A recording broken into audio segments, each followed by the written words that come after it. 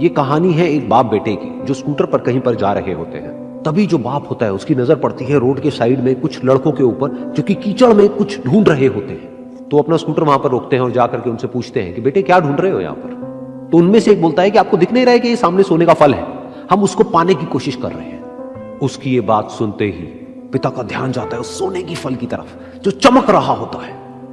फिर उनके माइंड में कुछ इमेजिनेशंस बनने लग जाती हैं कि काश ये जो फल है ये मेरे बेटे के पास में आ जाए तो ना सिर्फ उसकी बल्कि मेरी भी जिंदगी बदल जाएगी।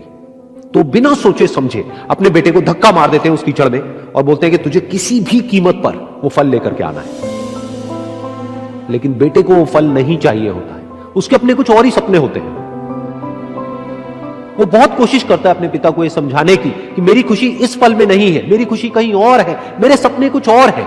लेकिन उसके पिता उसकी एक नहीं सुनते हैं। वो उसको धक्का मारते हैं उस कीचड़ में और बोलते हैं कि मैं तुझसे पूछ नहीं रहा हूं, तुझे बता रहा हूं कि तुझे वो लेकर के आना है। तो वो बेटा भी अपने बाप के सपने को सच करने के लिए अपनी पूरी जान लगा देता है और पूरी कोशिश करता है कि किसी तरीके से उस सोने का फल उसके हाथ में आ जाए। लेकिन जैसे जैसे वो हाथ पैर मारता है उस फल को पकड़ने के लिए, वो और नीचे धंसने लग जाता है और फिर जाकर के उसको समझ आता है कि ये कीचड़ नहीं है, ये दलदल है।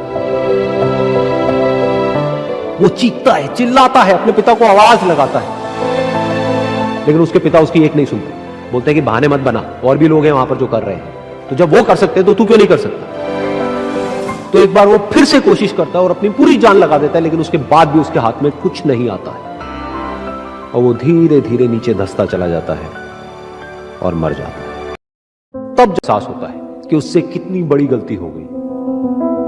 वो वहीं बैठ करके रो रहा होता है, चीख रहा होता है, चिल्ला रहा होता है। तभी वहां पर एक साधु आता है और वो साधु उस आदमी से पूछता है कि तुम क्यों रो रहे हो। फिर वो आदमी उस सोने के फल की तरफ इशारा करते हुए उस साधु को अपनी पूरी बात बताता है और बोलता है कि इसमें मेरी क्या गलती है, मैंने तो जो कुछ भी किया अपने बेटे की खुशी के लिए किया।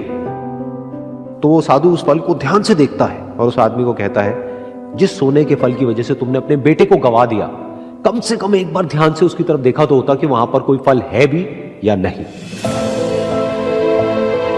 ये सुन करके उस आदमी को गुस्सा आया और उसने कहा कि सामने तो दिख रहा है फल, आपको नहीं दिख रहा क्या।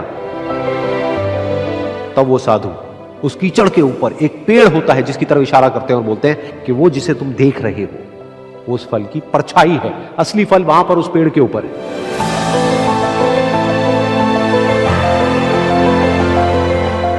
फिर वो साधु उस आदमी को बोला कि अपने बेटे को जबरदस्ती धक्का देने की बजाय और उसको बताने की बजाय कि तेरी खुशी किसमें है, अगर तुमने उससे पूछा होता कि बेटा तू बता तू क्या करना चाहता है और तेरी खुशी किसमें है, तो ना सिर्फ तुम्हारा बेटा जिंदा होता बल्कि हो सकता है कि उसके हाथ में वो असली सोने का फल भी होता।